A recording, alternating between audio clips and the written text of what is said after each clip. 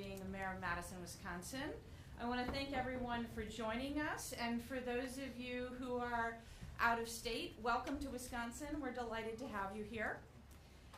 As the 2024 Republican field takes the debate stage tonight, you'll be able to hear straight from the horse's mouth about the extreme and wildly out of touch vision, and I put that in air quotes, for America. This group supports ending Social Security and Medicare as we know it, cutting taxes for their rich friends, undermining our election, something that we know a little bit about in Wisconsin, and taking our freedoms. And yes, that includes a nationwide ban on abortion. Let me be crystal clear about this. The 2024 MAGA Republican presidential candidates are running on their extreme anti-choice records. DeSantis signed extreme legislation in Florida that bans abortion before many women even know that they are pregnant. Tim Scott co-sponsored multiple abortion bans and vowed to sign the, quote, most conservative national abortion ban possible if elected. Nikki Haley signed an abortion ban as governor of South Carolina that had no exceptions for rape or incest and threatened doctors with jail time. Mike Pence has called for banning abortion in every state and was actually the first Republican presidential hopeful to do so. Chris Christie opposed Roe v. Wade and said that striking it down was the right decision to make for the court.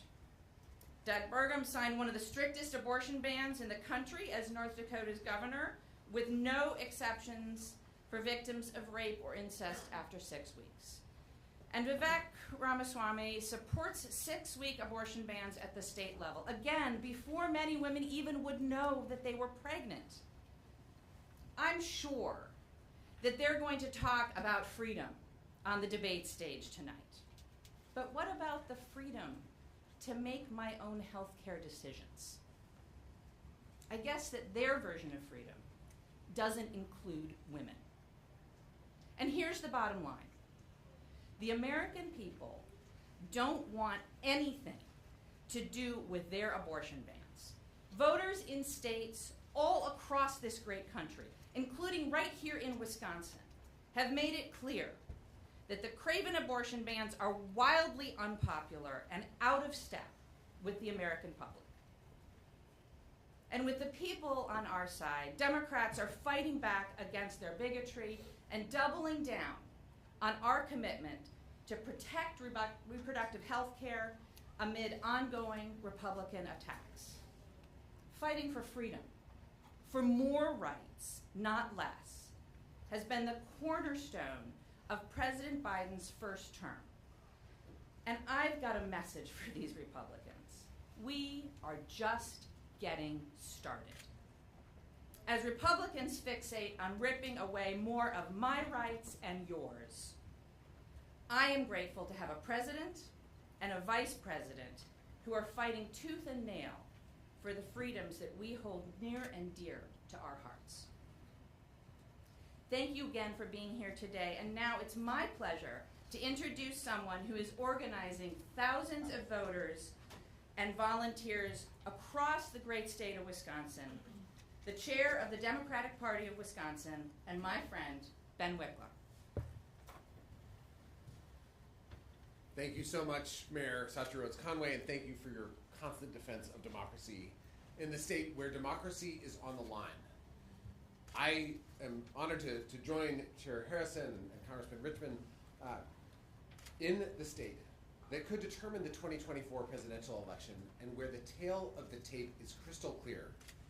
In Wisconsin, MAGA extremism falls flat. We're anticipating a debate tonight where candidates are leapfrogging each other to the most extreme fringes of ultra-MAGAism. And yet, when you look at the record in the state of Wisconsin, over and over, Wisconsin voters reject MAGA extremism. They reject the attacks on fundamental freedoms and economic security and dignity They reject the very kind of ultra-MAGA Republican candidates that will be swarming the debate stage here in Milwaukee tonight. So let's just look at the record for a moment. In the state of Wisconsin, Democrats and Democratic-supported candidates have won 15 of the last 18 statewide elections. Just ask Senator Tammy Baldwin. Ask Governor Evers and Lieutenant Governor Sarah Rodriguez. Ask Attorney General Josh Kaul. Ask President Biden and Vice President Harris, who has been winning elections in the state of Wisconsin. This spring, in our state Supreme Court race, voters had as vivid a choice as you could imagine between a Trump-endorsed former Supreme Court justice who personally advised the plot to overturn the 2020 election, and a judge that they hadn't met before, Janet Protasewicz, who ran with clarity that she would always consider the case before her rather than just the agenda of right-wing MAGA billionaires, and who believed at a personal level in reproductive freedom. That election was a choice between MAGA extremism on the one hand and common sense, fairness, and justice, and freedom on the other. And Wisconsin voters gave Janet Protasewicz an 11-point landslide. This spring was a freedom landslide in Wisconsin. It was a clear message from Wisconsin voters that they wanted to turn the page on the era of extremism represented by all 8 of the Republican candidates who will be ascending to the stage of the presidential debate tonight. And their message this spring was consistent with the message that they have sent over and over from 2018, when Democrats swept every statewide election for the first time since 1982, to 2020, when they reversed Trump's victory in 2016 and became the tipping point state for the Biden-Harris ticket, to 2022, when they elected a Democratic governor in a year with a Democratic president for the first time since 1962, to this spring, when they flipped the majority on Wisconsin State Supreme Court for the first time in 15 years. The issues that propelled these elections are on the table again in 2024, and every one of the Republicans running for president at this moment is wrong on these issues. Wisconsinites have tasted the alternative. They experienced 8 years of proto-MAGA extremism from Scott Walker. They experienced the attacks on workers' rights, the attacks on reproductive freedom, the attacks on public schools and teachers, the attacks on democracy and voting rights. And they rejected that kind of politics. They rejected Scott Walker in 2018, and now because of Governor Evers, Senator Baldwin, because of President Harris and President Biden and Vice President Harris, because of Attorney General Kaul, Wisconsin has been and continues to be on the right track. And Wisconsinites are experiencing record low unemployment and rising wages, and the possibility of a restoration and an expansion of freedom and democracy in the state that all of us Wisconsinites love. That is what Wisconsinites want to see more of. That is what they are voting for. And that is what they will not see on display at the Republican debate tonight. The record is crystal clear. Wisconsinites do not want to go backwards to MAGA extremism. They do not want a future in which their freedoms are ripped away. They want to move forward. That's our state's motto, and that's what President Biden and Vice President Harris represent. So we are fired up, we are watching, and across the state of Wisconsin, last weekend and weekends all the way from now until November of 2024, Wisconsin Democrats will be knocking on doors, having conversations, organizing, and doing the work to ensure that none of the people we see on this debate stage get anywhere close to the White House. And with that, I'm so honored to introduce someone who believes in the power of organizing and the message of freedom, democracy, and common sense for working people in our country, our great Democratic National Committee Chair, Jamie Harrison. Hey folks, I hope you are well. Welcome to Milwaukee. I first want to thank Mayor Conway. I want to thank Chair Wickler. I want to thank Jason Ray, our secretary, who is here as well, who is born and raised here in Milwaukee. And I want to thank Congressman Cedric Richmond, the co-chair of the Biden-Harris campaign. You know, for the past several months, we've seen the 2024 MAGA Republican field crisscross the country. And they have been running a race, folks, a race to the bottom to secure this Republican nomination for president. And tonight in prime time, Americans will have an opportunity to see in action the most extreme, the most divisive, the most chaotic slate of presidential candidates in history when these MAGA 2024 Republicans take the debate stage here in Milwaukee. And I don't know if it's going to be a debate, but more like a circus. You know, they may try to differentiate themselves, but the truth is that every single one of these candidates, from Donald Trump on down, are extreme. They want to put our economic recovery in reverse and raise costs on working families. They want to give tax handouts to corporations and the ultra-wealthy while slashing Social Security, Medicare, and Medicaid. They want to erase the progress that we've made in the fight against climate change, even as millions of Americans suffer more frequent and more severe weather events. They want to erase our history and teach our children that slaves benefited from slavery. And they want to take away our freedoms and push a nationwide ban on abortion, even as voters have repeatedly made it clear in red states, in blue states, in purple states, that we're not interested in their anti-women, anti-choice agenda. That's what they stand for. And now here's who they are. We have Ron DeSantis. As we say in the South, bless his heart. This guy has pushed an extreme MAGA agenda focused on taking away Floridians' freedoms instead of focusing on the high costs that are crushing Florida families. We have Tim Scott. I know him well. Proud Tea Party Republican who has promised to govern from, and I quote, the far conservative right. We have Nikki Haley, who I know even better, who as governor signed into law an extreme abortion ban that had no exceptions for rape or incest. We have Mike Pence, who is still Trump's MAGA wingman and was the first candidate to call for banning abortion nationwide. We have Vivek Ramaswamy, who is so desperate to be Donald Trump 2.0 that he's running around spreading conspiracy theories about 9/11 and threatening to change the voting age from 18 to 25. We have Doug Burgum, who has signed some of the most extreme MAGA legislation into law in North Dakota and is trying to buy his way into the Oval Office. And we cannot forget good old Chris Christie, who has suddenly forgotten the fact that he campaigned for Donald Trump in 2020 and is every bit as MAGA as the rest.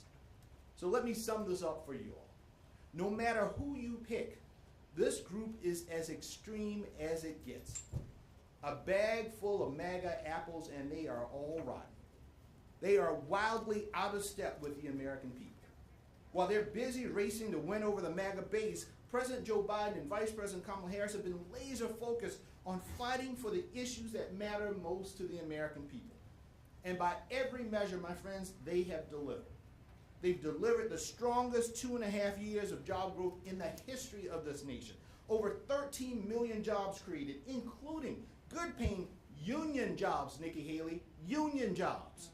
An unemployment rate near 50-year lows and a record low unemployment for African Americans. The largest infrastructure investment since Dwight Eisenhower. 4 years Donald Trump talked about infrastructure week, never filled a pothole. Joe Biden got it done in his first year. The most ambitious climate agenda in the world. An American manufacturing, not boom, a renaissance. Lower energy, healthcare, and prescription drug costs. And in Wisconsin alone, where Trump once touted thousands of jobs through a Foxconn project that never materialized, the president's economic agenda has delivered tenfold. Private companies have invested more than $3 billion here in Wisconsin in clean energy infrastructure, including $1 billion for the Great Lakes Restoration Initiative. We provided more than $1 billion in funding to provide affordable high-speed internet, created more than 135,000 new jobs, and delivered over $145 million in home energy cost savings for families. Folks, that is Bidenomics in action. On one side, we have President Biden and Vice President Harris and Democrats who think that America's best days are ahead of hers and focus on the issues that matter most to everyday Americans. And on the other side, we have MAGA Republicans who are fixated on dividing us. They want to take away your freedoms, are skeptical of climate change, and are campaigning on ending Social Security, Medicare, and Medicaid as we know.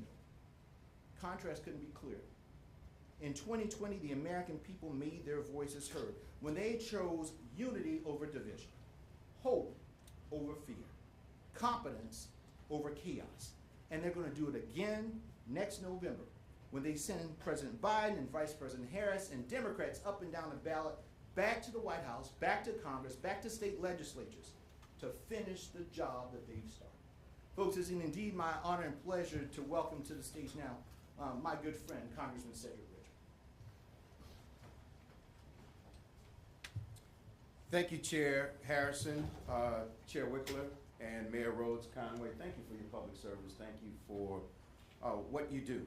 And I think it's the best example of the difference between us and those that will debate tonight, is that the focus is always on the American people. It's on them, it's on their community, it's on their families, and how do we make their lives better? And I want to thank both chairs for organizing this so that people understand that there are two parties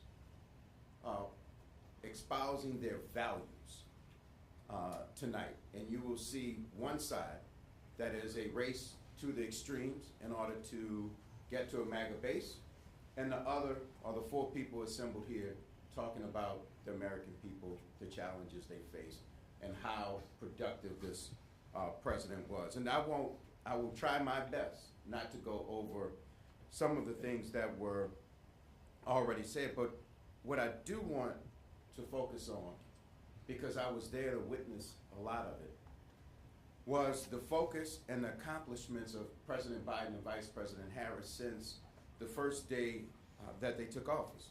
They've worked to restore the soul of this nation, protect and defend our democracy, protect our fundamental rights of all Americans, and to grow the economy from the bottom up and the middle out. And that, I just want to say, is not just a philosophy, it is a value proposition. Because the president said in his campaign when he started was that the middle class built this country and labor built the middle class. And he wanted to restore that focus on working families. And so when we talk about his first 2.5, 3 years, it's been historic. And I'll just run down some of the things that distinguish us. While Donald Trump had the worst jobs record since Herbert Hoover, President Biden has helped create 13.5 million jobs, the most ever created in 2.5 years. As Jamie mentioned, we have the lowest unemployment rate in almost 50 years, and some of the lowest unemployment for African Americans and Latino families on record. After a recession that was made worse by Trump's failure to tackle the COVID-19 pandemic, President Biden has led the strongest economic recovery of any industrialized nation in the world. And I want to make sure that people understand that President Biden came in office focused on fighting COVID, but also restoring this economy and making sure that we continue to lead the country. The other thing that distinguishes this president from the people that you will hear tonight, when the president talks about COVID and leading us out of COVID, he doesn't talk about it just as a pandemic. He talks about it as the fact that so many people lost husbands and wives and children and parents, and that it was a toll on the families in this country. After President Trump promised to restore manufacturing, even took credit for manufacturing projects that never happened. Jamie mentioned Foxconn here, and there are others. President Biden has ushered in a record number of new manufacturing jobs, and here in the Badger State and all across the country.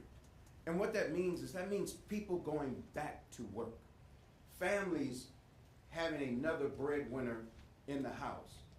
And what the president has always said since day one is that a job is not just about income. It's also about dignity. It's about humanity.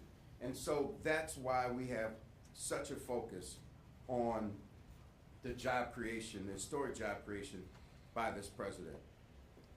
We also delivered, unlike the former president touting lowering drug costs, President Biden actually did it. And when you talk about capping insulin at $35 for our seniors, that is a big deal. That means our seniors don't have to make the hard choice between groceries and medicine, or paying their rent or other bills and their medicine. And that's the type of leadership that we are so proud of in the Biden-Harris administration, because again, this is about families. This is not about politics. This is about delivering on purpose and making sure that we fulfill and help our American families.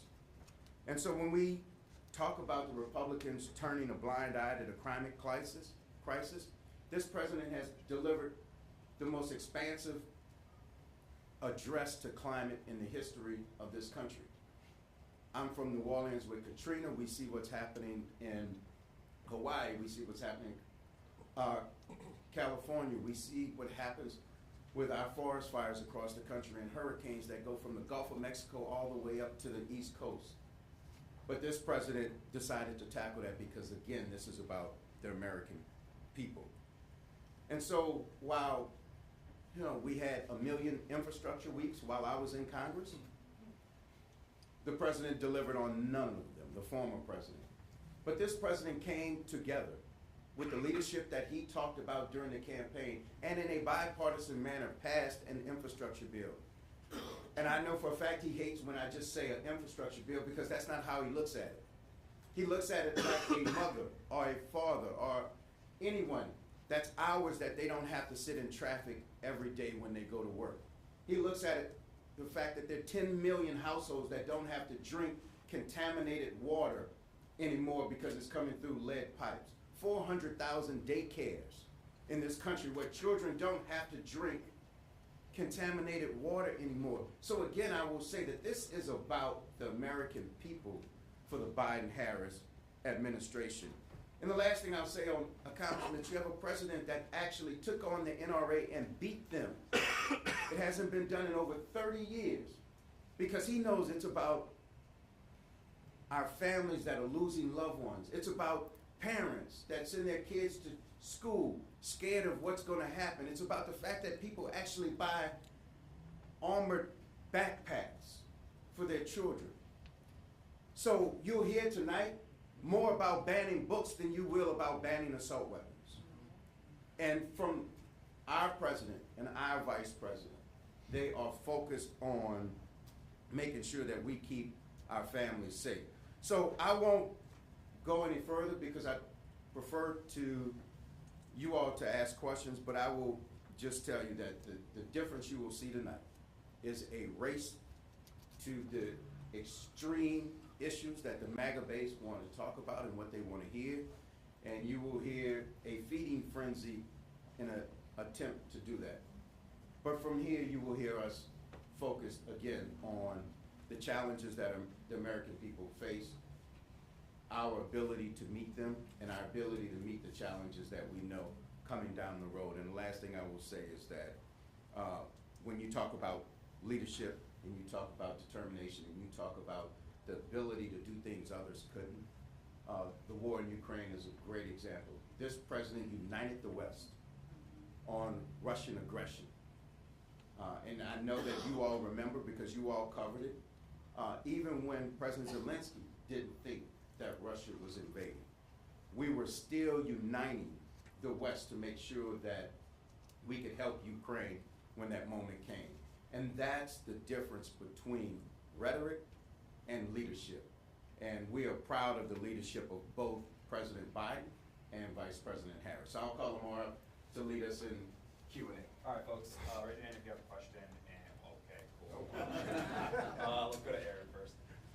Chairman, thank you for holding this. On the campaign trail, Republican candidates, especially DeSantis, Nikki Haley, often say they're not expecting President Biden to be the Democratic nominee in 2024. That might be brought up today on the debate stage. What is your response and take on that? Well, you already know, DeSantis lives in the place where Disney World is. This guy is in some fairy tale land. In the end of the day, I think, when was it? February this year, the DNC passed a unanimous resolution to support President Joe Biden and Vice President Kamala Harris. So my advice to my Republican friends, I'm channeling Lindsey Graham here. My advice to my Republican friends, focus on your service. We got ours. Fritz. The Biden campaign a few days ago put out a statement after news came out that Trump was not going to plan to come to the debate. Biden's Democratic challengers have called for debates. Why is he not debating?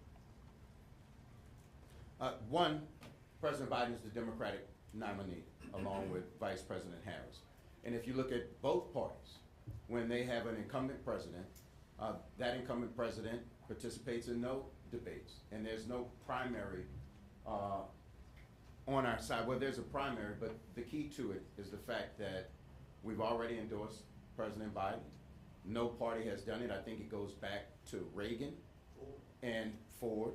So it's just something that has been well settled, and it's just another issue that people want to use as a distraction from us focusing on still delivering for the American people and making sure that we address the issues and the challenges that they face.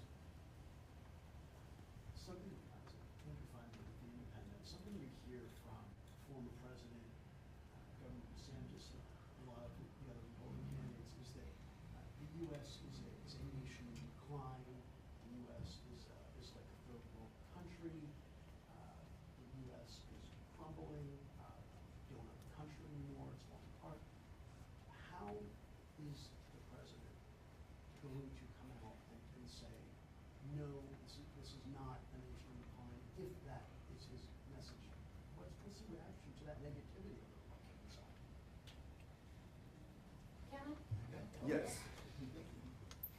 I would invite anybody who thinks that we are a nation in decline to come to cities, to come to places like Madison, Wisconsin, where we have the lowest unemployment rate, or damn near close to it, in the country, where our population growth and our economic growth is driving the growth of the state of Wisconsin, where we have a thriving university despite refusal of Republicans at the state level to invest in it, where we have a strong job market, where we have a beautiful environment, and where we are tackling the issues of the day like climate change, where we're building housing, where we're building transit, where we are creating a place that people want to be.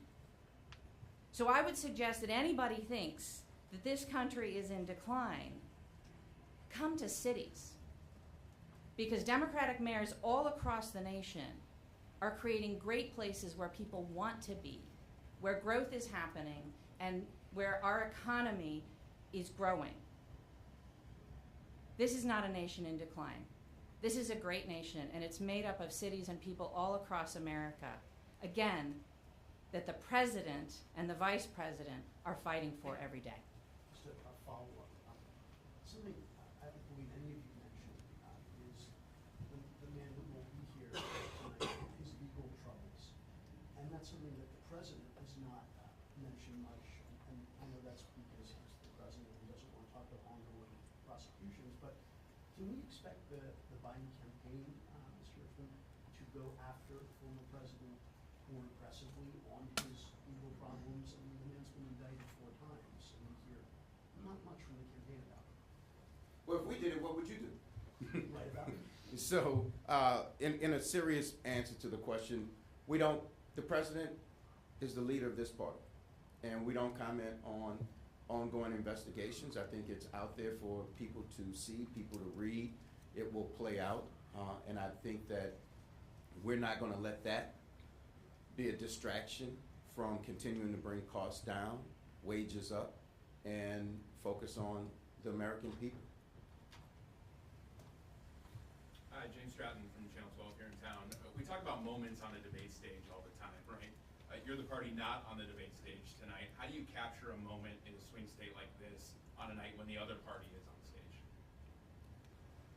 Well, again, we don't think about it as capturing a moment, and you're going to hear this clearly in the theme of our remarks.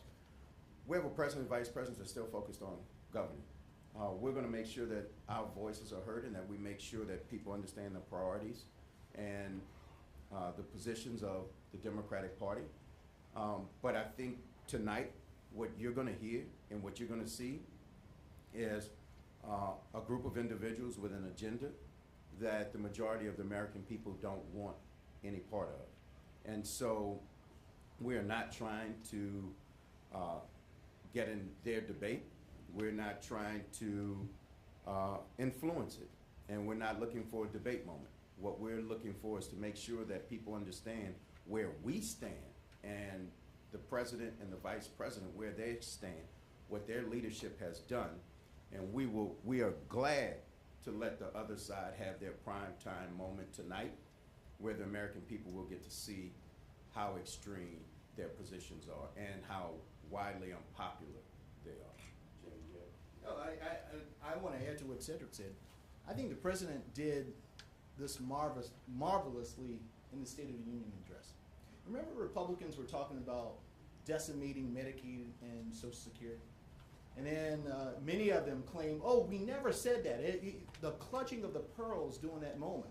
Because I was right there in the chamber. And the president said, well, great, we're all in agreement. You're not going to touch Medicare and Social Security. And so we were able to take that off of the table. But right after that, some of the Republicans came back to where they were on these extreme positions to gut Medicare and Social Security. Tonight, you're going to hear one of those moments in which they're going to claim and they're going to try to out-MAGA each other, go to the far right, to gut Medicare and Social Security, to outright each other in terms of abortion. And we aren't going to make up words. We're going to share their words with the rest of the American people. To say it's not Democrats making something up about where they are in these positions, that's not our job. But what we will do is to paint the contrast, to make sure that the American people know how out of touch and how extreme this group of candidates really are. Because that's the really important part. It's that contrast. Bottom line, this election, hope versus fear. We believe that our better days as a nation, and it goes to your question, are ahead of us, not behind us. They believe that our better days are behind us. And that is the difference in this election. Joe Biden wakes up every day thinking about how to make the lives of the American people better. They wake up every day thinking about how do I get back into power. That is the difference between the Democratic Party led by Joe Biden and the Republican Party led by MAGA extremists. Governor Christie has been the most outspoken of the Republican candidates against Donald Trump, so I'm curious if you think by him being on the debate stage does Democrats any favor if he were to attack Trump or press other candidates on him? Y'all need to stop giving Chris Christie all his credit. Remember, he was the debate coach for Donald Trump, right? So don't give him credit because, you know, there's a saying that we have in the South, a broken clock is right at least twice a day, right? So don't give him this credit because now he's out there talking about Donald Trump when he doubled down and was in his corner for all of the MAGA extremism over the course of those 4 years. I'm glad he woke up. Maybe more of them need to wake up. They love to talk about woke all the time. Maybe they all need to wake up because they need to understand that they're out of step with the American people. So Chris Christie can do what he wants, but he's doing that because he's trying to become president of the United States. It's not because it's some altruistic thing, because he feels like he's doing the best thing for all of the American people. He wants to be president.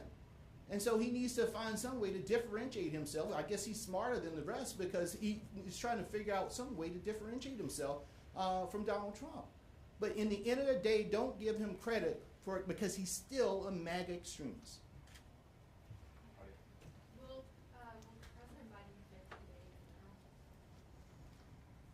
We have not had a conversation about that at all. I'm sure one day we will, but it's not today, and I don't have any news on that.